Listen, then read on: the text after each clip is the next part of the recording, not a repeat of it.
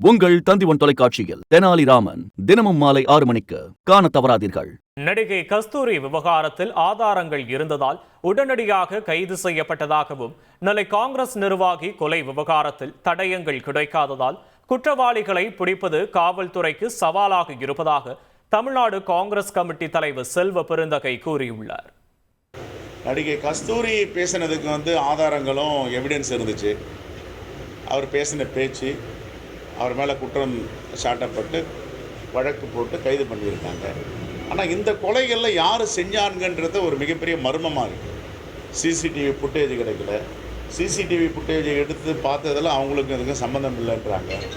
ஆகையால் இதை ரொம்ப திட்டமிட்டு செஞ்சுருக்காங்க. ஆனால் காவல்துறை, திறமையான காவல்துறை என்றைக்காவது இந்த குற்றவாளிகளை பிடிப்பார்கள் என்ற நம்பிக்கை இருக்கிறது. புலன் விசாரணையில் நாம் இந்த நேரத்தில் தலையிடுவதும் சரியாக இருக்காது. அவர்கள் விசாரிக்கட்டும். விசாரித்த பிறகு நாம் பேசுவோம். உங்கள் தந்திவன் தொலைக்காட்சியில் தெனாலிராமன் தினமும் மாலை 6 மணிக்கு காண தவறாதீர்கள்.